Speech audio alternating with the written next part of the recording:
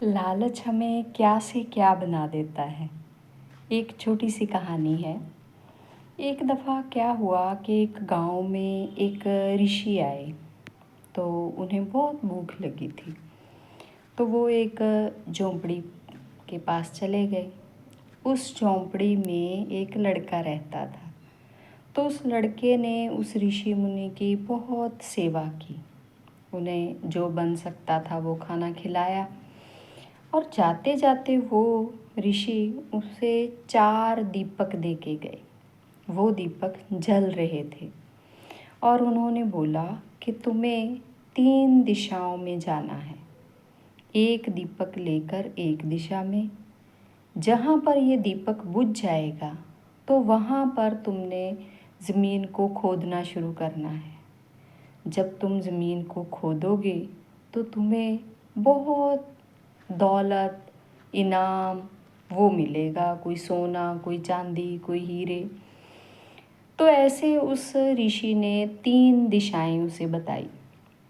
और चौथी दिशा एक दीपक बच गया जो, तो बोला कि ये दीपक लेकर तुमने उत्तर दिशा में नहीं जाना, बाकी 3 दिशाओं में जाना है और ये वाला दीपक लेकर उत्तर दिशा में नहीं जाना।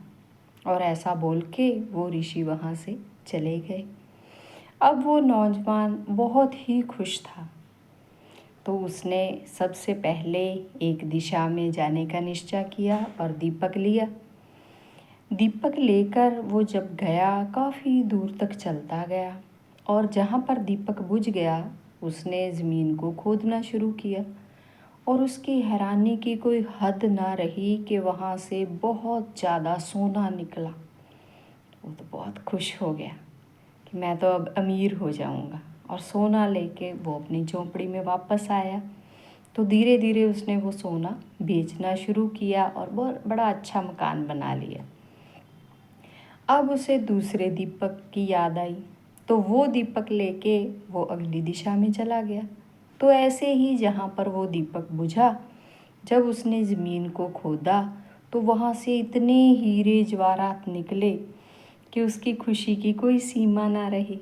अब उसने घर पे आके अपना अच्छा कारोबार शुरू किया, पैसे कमाए। तो जब वो कारोबार जम गया तो उसे तीसरे दीपक की याद आई। तो तीसरा दीपक लेकर तीसरी दिशा में चला गया। जहाँ पर जाकर वो दीपक बुझा तो उसने देखा कि इतनी गागरें, इतने घड़े भरे हुए थे सोने चांदी की मोहरों के। तो अब भी वो बहुत खुश हो गया और वो सभी कुछ लेके बाज़ार गया, उसने बेचा। मतलब उसकी ज़िंदगी ऐसे चल रही थी अब जैसे उसके इतने ठाठ से, बहुत खुश था वो।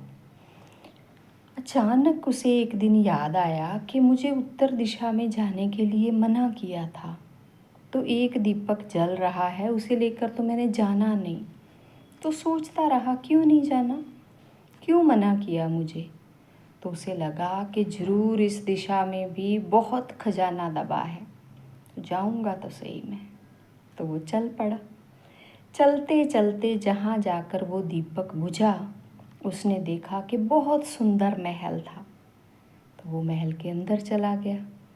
तो जितना उसे माल मिला था, सोना चांदी हीरे जवाहरात, उससे कहीं ज़्यादा महल में ढेरों के ढेर लगे हुए थे।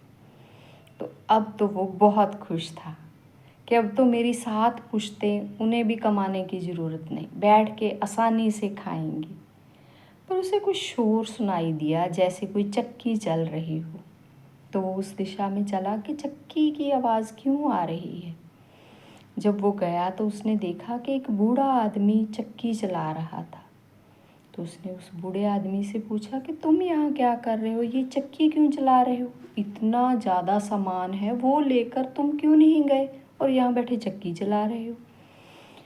तो वो बूढ़ा आदमी बोला, मैं बताता हूँ, तुम मेरी थोड़ी मदद कर सकते हो, मेरी जगह पर बैठो 10 मिनट, तुम चक्की चलाओ तो मैं तुम्हें सब कुछ बताऊँगा।